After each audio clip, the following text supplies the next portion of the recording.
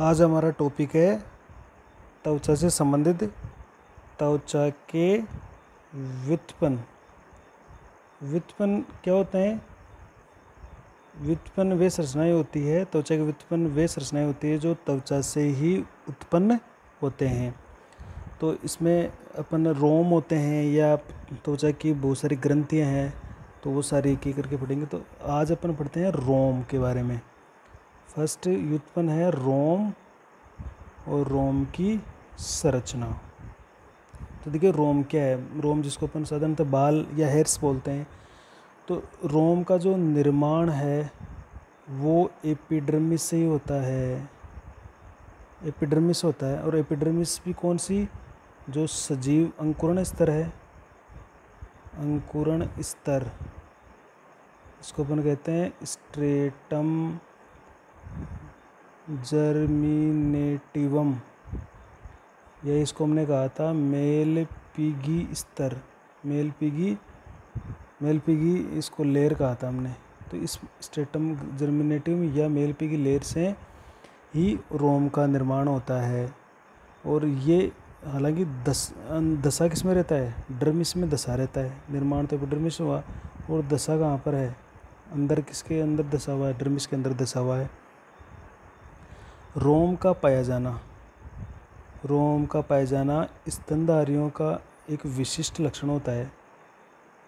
विशिष्ट लक्षण है। स्तनधारी पर अपन देखते हैं कि त्वचा पर रोम पाए जाते हैं, जो सुरक्षा या तापरोधी परत का निर्माण करते हैं, सुरक्षा का निर्माण करते हैं, त्वचा को नम बनाए रखते हैं। तो बहुत सारे रोम के कार्य होते हैं। त्वचा पर रोमों का पाए जाना, ये जो रोम का आवरण है इसको हम लोम चर्म भी कहते हैं। लोम चर्म भी कहते हैं। जैसे कि मैंने पढ़ा कि इसका निर्माण एपिडर्मिस से होता है। तो एपिडर्मिस का निर्माण किससे हुआ है? एक्टोडर्म से। इस कारण हम ये कह सकते हैं कि रोम का निर्माण भी किससे होता है? एक्टोडर्म से ही होता है। रोम का अगर रासायनिक पदार्थ की बात करें तो रोम निर्जीव जो केराटिन पदार्थ होता है, एक निर्जीव पदार्थ है। उस केराटिन पदार्थ से रोम बने हुए होते हैं। बात करते हैं इसकी संरचना की। रोम की आखिर संरचना कैसी होती है? तो हमने स्किन की संरचना पढ़ी थी कि सबसे नीचे एपिडर्मिस सबसे नीचे वाले प्रति स्ट्रेटम जर्मिनेटिवम या अंकुरण स्तर, ये डर्मिस के अंदर धंसकर इस तरह से नलिकाकार संरचना बना लेता है। और इसके अंतिम जो इसके सिरे हैं वो फूलकर कीपनेमो हो जाते हैं इस तरह से, जिसको हम कहते हैं हेयर फॉलिकल, या इसको कहते हैं रोम पुटक। इस तरह से कीपनुमा हो गई।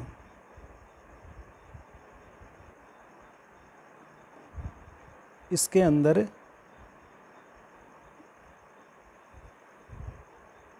ब्लड वेसल्स का एक जाल पाया जाता है।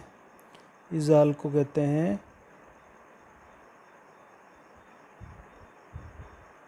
एक गुच्छा पाएगा जिसको अपन हेयर पेपिला बोलेंगे।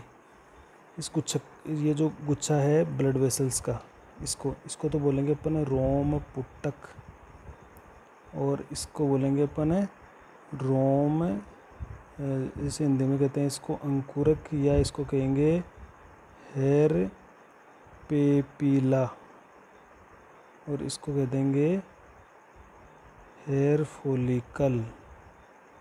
Hair follicle. इस हेयर फॉलिकल के ऊपर की तरफ ये सजीव कोशिकाओं का आवरण होता है। इसके ऊपर की तरफ इस तरह से, ये इसी का एपिडर्मिस से बना हुआ है। तो इनको हम कहते हैं, ये सजीव कोशिका का आवरण है। ये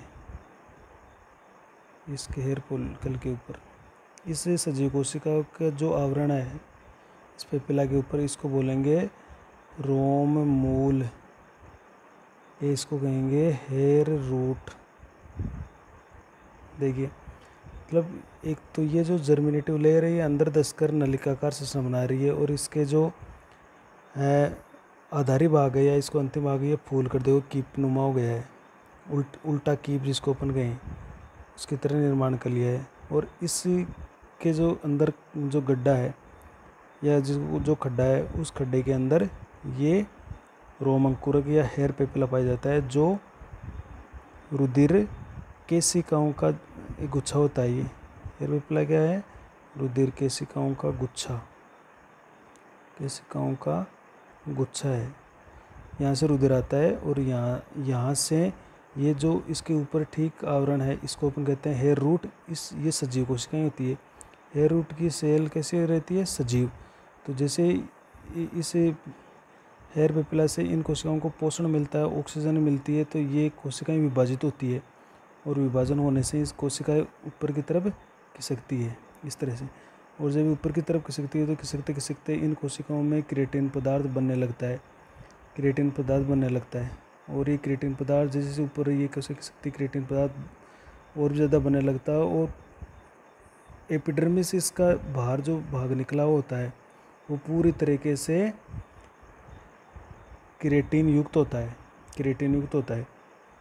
तो इस तरह से अपन अगर देखें तो एक रोम की मुख्यतः 2-3 संरचनाएं हैं, जैसे रोम पुटक है, रोम अंकुरक है या रोम मूलक है। एक संरचना बता देते हैं। इधर जैसे ये जो रोम पुटक है इसके बाहर की तरफ तो यहाँ पर एपिडर्मिस है, तो ये तो एपिडर्मिस का आवरण है। और इसके अंदर की तरफ देखें तो 2 तरह के आवरण होते हैं इसके अंदर की तरफ, इसके अंदर की तरफ 1 और 2, जो कि एपिडर्मिस की कोशिकाओं से ही बने होते हैं। बाहर वाला आवरण तो किसका बना हुआ? एपिडर्मिस है। और इस जो हेयर फॉलिकल है इसके अंदर की तरफ एपिडर्मिस से बने हुए 2 आवरण होते हैं, जिसको अपन कहते हैं एक तो हेनले का स्तर, जो ये बाहरी स्तर होता है, और इसके अंदर होता है एक हेक्सले का स्तर, हेक्सले का स्तर जो कि थोड़ा अंदर होता है। ये जैसे एक हेनले का स्तर है बाहर की तरफ और इसके अंदर होता है हेक्सले का स्तर। ये दोनों तरफ हेनले और हेक्सले के स्तर होते हैं। हमारे रोम पुटक के अंदर की तरफ दीवार में ये दोनों स्तर पाए जाते हैं। इनमें क्या होता है? तंत्रिकाएं बहुत ज़्यादा होती है, तंत्रिकाएं पाई जाती है। इसलिए थोड़ा सा भी अगर मामूली भी हलचल होती है बालों में तो हमें उसका ज्ञान हो जाता है। तो वो ये दोनों स्तर नर्वस से भरपूर रहते हैं, तंत्रिकाओं से भरपूर रहते हैं। तो चलते हैं इनके एक एक की संरचना पर। अपन फर्स्ट पढ़ लेते हैं रोम पुटक या हेयर फॉलिकल। ये जो पहली संरचना है जिसको अपन कह रहे हैं रोम पुटक, इसको अंग्रेजी में कहते हैं हेयर फॉलिकल। ये क्या है? देखिए, हेयर फॉलिकल का निर्माण किसने किया? देखो, अंकुरण स्तर ने, ये नलिकाकार नीचे की ओर डर्मिस में धंसकर इसी ने किया है। तो रोम पुटक का निर्माण कौन करता है? ये अंकुरण स्तर इसका निर्माण करता है। अंकुरण स्तर है वो डर्मिस के अंदर धंसकर इसका निर्माण करता है। हेयर फॉलिकल एक नलिकाकार रचना है जिसका जो आधारी भाग है वो फुला हुआ है, यानी उल्टा कीप की तरह ये लगा हुआ है। इस संरचना को कहते हैं हम हेयर फॉलिकल या रोम पुटक। इसके अंदर है ये। इस रोम पुटक के अंदर अगर अपन देखें तो इसके एक खड्डे के अंदर रुधिर के ब्लड कैपिलरीज का एक गुच्छा है जिसमें ब्लड आता रहता है, पोषक पदार्थ आते रहते हैं। इस ब्लड कैपिलरीज के गुच्छे को कहते हैं अपन हेयर पेपिला या इसको अपन कहते हैं रोम अंकुरक। ये क्या करता है? पोषण प्रदान करने का काम करता है। ये है आप अपन का रोम अंकुरक के हेयर पेपिला। इसका काम क्या है? बालों की वृद्धि के लिए, रोम की वृद्धि के लिए पोषण या ऑक्सीजन को प्रदान करने का काम है। ये जो हेयर फॉलिकल अपन देखें रोम पुटक, इसमें जैसे आपको बताया इसमें 2 स्तर होते हैं, 2 स्तर। जो बाहर की तरफ होता है वो तो डर्मिस का बना हुआ है और अंदर की जो परत है वो एपिडर्मिस का बना हुआ है। और एपिडर्मिस के भी फिर 2 गए, एक तो हेनले का हो गया, हेनले का स्तर जो कि बाहर है, और इसके अंदर कौन सा हो गया, हेक्सलेगा स्तर, हेक्सलेखा स्तर, जो कि कहाँ होता है, अंदर की तरफ। इसमें तंत्रिकाएं भरपूर होती है, तंत्रिकाएं पाई जाती है, जो हमें इनका, इसके स्पर्श का या हल्की हलचल का भी हमें ज्ञान प्राप्त कर हो जाता है इससे। दूसरी इसकी संरचना देखिए, रोम मूल है, रोम मूल जिसको अपन कहते हैं हेयर रूट। एक चीज़ और बता दूं कि इस जो एपिडर्मिस से बाहर निकला हुआ भाग है हेयर का, उसको हेयर शाफ्ट कहते हैं, या हिंदी में कहते हैं इसको रोम कांड। जो एपिडर्मिस से बाहर निकला हुआ भाग पूरी तरह से निर्जीव भाग होता है, ये पूरी तरह से क्रिएटिन का बना होता है। हेयर शाफ्ट इसको कहेंगे या रोम कांड कहेंगे। सेकंड इसका पार्ट हम पढ़ रहे हैं हेयर रूट या अपना रोम मूल। इसमें देखिए ये जो फॉलिकल के अंदर जो केशिकाओं का गुच्छा है, जिसको केशिकाओं के गुच्छे को हम क्या कह रहे हैं, रोम अंकुरक कह रहे हैं, अंकुरक। इसके ऊपर ऊपरी भाग में सजीव सेल का आवरण है। ये देखिए, ये इसके ऊपर सजीव कोशिकाओं का आवरण पाया जाता है, ये सजीव कोशिकाओं का आवरण है। इस आवरण को ही कहते हैं हेयर रूट, या अपने रोम की जड़ या मूल इसको कहा जाता है। ये सेल क्या करती है, ये सेल लगातार इस रोम गुच्छक से पोषण प्राप्त करती रहती है और लगातार यहाँ से विभाजन करती रहती है और ऊपर की तरफ खिसकती रहती है। इनमें धीरे धीरे क्रिएटिन बनता रहता है और ये ऊपर की तरफ रोम की वृद्धि होती रहती है। अगर अपन जैसे बालों को कटाते हैं या इनकी, तो ये लगातार हमेशा वृद्धि करते रहते हैं, क्योंकि रोम जो जड़ है वो लगातार कोशिकाओं को निर्माण करती रहती है। तो ये विभाजित हो रही है, और जो कोशिकाएं विभाजित होकर ऊपर की तरफ खिसक गई, तो विभाजित जो कोशिकाएं हैं, इसकी विभाजित जो सेल है उसमें धीरे धीरे क्या बन रहा है, उनमें केराटिन बन रहा है। और केराटिन बनने की प्रक्रिया को क्या कहते हैं, केरेटिनाइजेशन, केरेटिनाइजेशन। ये इसका एक नाम और कहा था हमने, श्रृंगी भवन। तो इनमें लगातार श्रृंगी भवन का निर्माण होता रहता है और लगातार रोम की वृद्धि होती रहती है, रोम की वृद्धि होती रहती है। ये मतलब अपन कहेंगे तो रोम जो रूट है ना, हेयर रूट या रोम की जो मूल है, जड़ है, वही इसका वृद्धि का एक पार्ट है। वरना यहाँ से अगर इसमें किसी भी तरह की कोई पोषक पदार्थ में कमी होती है या इसमें किसी भी तरह की कोई बाधा आती है, तो बालों का वृद्धि करना पॉसिबल नहीं होगा, रुक जाएगा। तीसरा अपन इसका पार्ट पढ़ते हैं। देखिए, जो इसका ये बाहर निकला हुआ पार्ट है, ये इसको बोलते हैं रोम कांड या हेयर शाफ्ट, जो त्वचा की सतह पर हमें दिखाई पड़ता है। यानी अगर अपन कहें तो एपिडर्मिस से निकला हुआ भाग या डर्मिस से अगर वो भाग निकल गया तो वो हेयर शाफ्ट में आ जाता है, जबकि अपन को ये दिखाई त्वचा के बाहर दिखाई देता है। तो तीसरी परत है इसका रोम कांड या हेयर शाफ्ट, हेयर शाफ्ट। ये देखिए, त्वचा की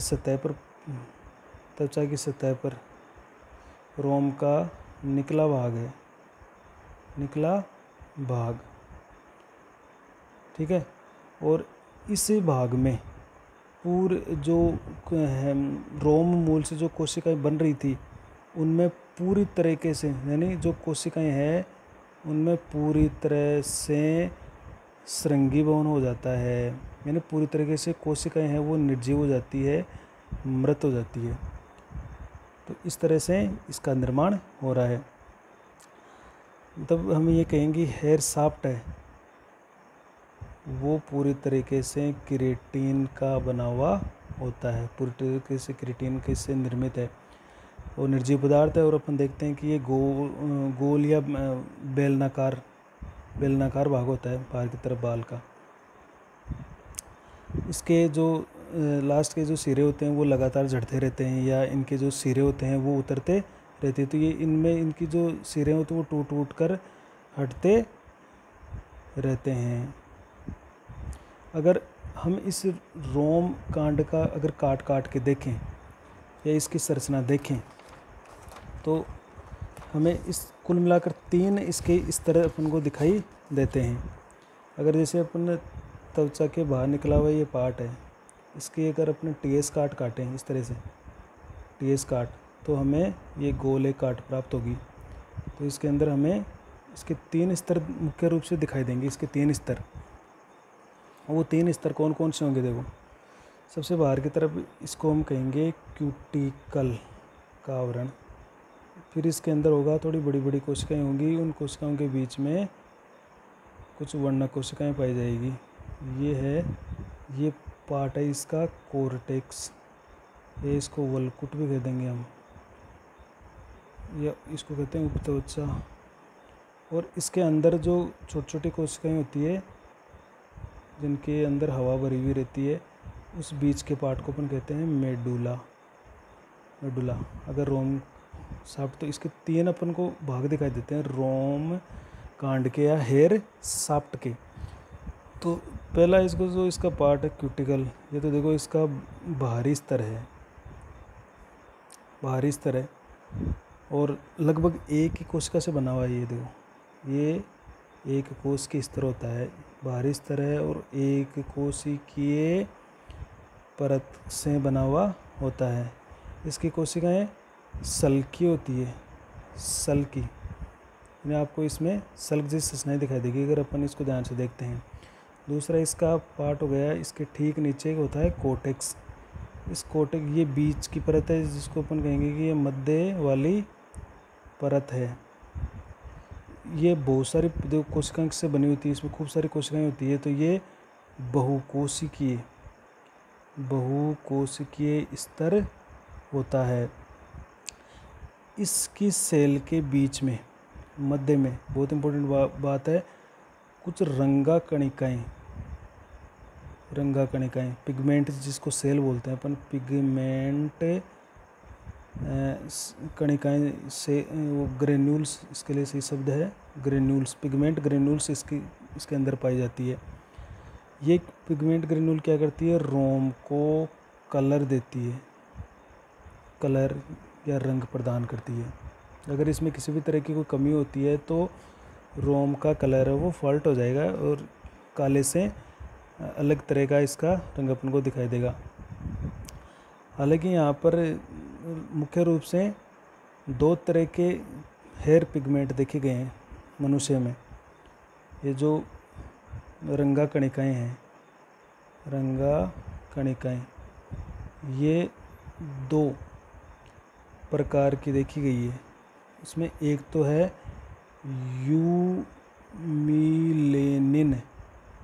यूमिलेनिन।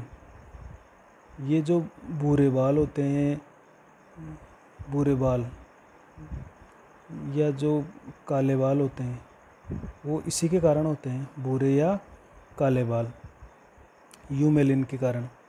और एक इसमें एक वर्णक होता है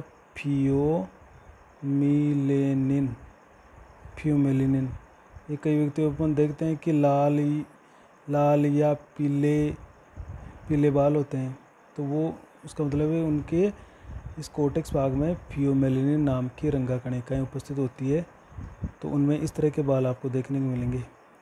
कुछ व्यक्तियों में ग्रे कलर के हेयर्स भी होते हैं, ग्रे कलर के। तो वो जब होता है जब पूरी तरीके से मेलानिन का निर्माण बिल्कुल बंद हो गया। तो मेलानिन का निर्माण बंद होने लगा तो वहाँ पर ग्रे कलर के हेयर बन जाते हैं। यदि इन रंगा कणिकाओं में कोई भी तरह की कोई कमी आती है तो धीरे धीरे या ये सेल नष्ट हो जाती है, तो ये जो कोर्टेक्स पार्ट है इसमें हवा भर जाएगी, इन कोशिकाओं की जगह पर हवा भर जाती है और हवा भरने से बाल क्या हो जाते हैं? सफ़ेद हो जाते हैं, बाल सफ़ेद हो जाते हैं। और जैसे प्रकाश की किरण इन सफ़ेद बालों से टकराती है, सारा प्रकाश परावर्तित हो जाएगा और हमें वो चमकीले सफ़ेद बाल दिखाई देते हैं। तीसरा इसका पार्ट है मेडुला। ये सबसे अंदर वाला भीतरी इसका भाग है, जिसकी कोशिकाएं अपने जैसे चित्र में देखा था, इसकी कोशिकाएं बहुत छोटी छोटी है और आपस में बिल्कुल सटी हुई रहती है। तो इसकी जो कोशिकाएं छोटी होती है और परस्पर सटी हुई होती है।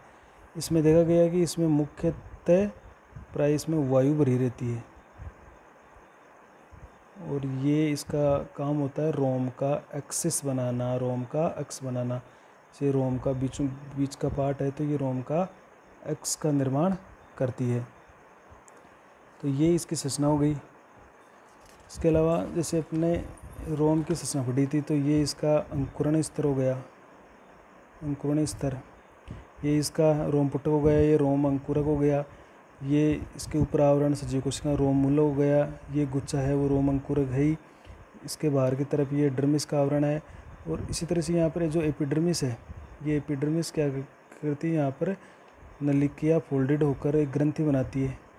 उस ग्रंथि को कहते हैं तेल ग्रंथि, तेल ग्रंथि। तो तेल ग्रंथि क्या करती है, ऑयल का सिक्रेट करती है और ये ऑयल है वो बाल के सारे निकल कर त्वचा के ऊपर आता रहता है। और जैसे बाल भी चिकने रहते हैं और त्वचा भी चिकनी रहती है, तो इस ऑयल ग्लैंड या तेल ग्रंथि का ये काम होता है। जिस तरफ से बाल झुका हुआ रहता है, उस बाल के जो रोम पुटक होता है, उस रोम पुटक से एपिडर्मिस से कुछ विशेष प्रकार की अरेखित मांसपेशियाँ जुड़ी रहती है। ये देखो, ये मांसपेशियाँ कहलाती है एरेक्टम पेशियाँ, जो जिसका काम होता है इसको बाल को सीधा या रोंगटे खड़ी करवाना। तो ये एपिडर्मिस से जुड़ी रहती है एक साइड में, तो दूसरी साइड में रोम पुटक से जुड़ी हुई है। तो एक अपन इसकी और बात कर लेते हैं, एरेक्टर पिलाई पेशियाँ। एरेक्टर पिलाई पेशियाँ, इसका क्या काम है, तो ये अरेखित चिकनी पेशियाँ होती है, चिकनी पेशियाँ होती है जो किधर लगी रहती है, जिस तरफ रोम झुका हुआ रहता है। जैसे रोम इस तरह से झुका हुआ है, तो ये इसका पोर्शन हो गया, इस तरह झुका हुआ है, तो ये रोम पुटक से और एपिडर्मिस से लगी हुई रहती है। तो ये जो पेशियाँ हैं वो एक तरफ से तो एपिडर्मिस से और दूसरी तरफ हेयर फॉलिकल से जुड़ी हुई रहती है। अब जैसे ये पेशियाँ जो इरेक्टर पिलाई पेशियाँ हैं वो संकुचित होती है, तो संकुचित होने से ये खिंचेगी, खिंचते ही ये जो रोम है, ये रोम सीधा खड़ा हो जाएगा और इसके खड़े होने से, इसके बाल के सीधे खड़े होने से आसपास के त्वचा में भी तनाव आएगा और वो त्वचा भी उठ जाएगी। ऐसी स्थिति को अपन कहते हैं रोंगटे खड़े होना, या इसको अपन कहते हैं गूज फ्लेस, या इसको अपन कहते हैं गूज बम्प्स। तो ऐसी स्थिति कब आती है गूज फ्लेक्स के रोंगटे खड़े होने की स्थिति, कि जब कोई डर लगता है या कोई बहुत ज़्यादा ठंड लगती है या सर्दी होती है, या कभी कभार बहुत ज़्यादा हैप्पीनेस की कोई स्थिति होती है, खुशी की स्थिति, या कोई बहुत ऐसी कुछ भावनाएं होती है, स्ट्रॉन्ग इमोशंस होते हैं, तब ये रोंगटे खड़े करने जैसी स्थिति आती है। ये जो रोंगटे खड़े होते हैं, ये रोंगटे उड़ने की क्रिया को हम क्यूटिस एनसर्निया भी कहते हैं। रोंगटे खड़े होने की क्रिया को क्या कहते हैं, क्यूटिस एनसर्निया। तो ये हमारा रोम था, जिसमें अपने रोम के बारे में देखा था और रोम की संरचना का चित्र के बारे में देखा है, और इसकी इरेक्टर पिलाई पेशियाँ और जो हेयर शाफ्ट है उसकी हमने टीएस काट को भी देखा है, टीएस ऑफ हेयर शाफ्ट को भी हमने चर्चा की है। तो अपने चैनल को सब्सक्राइब करना ना भूलें।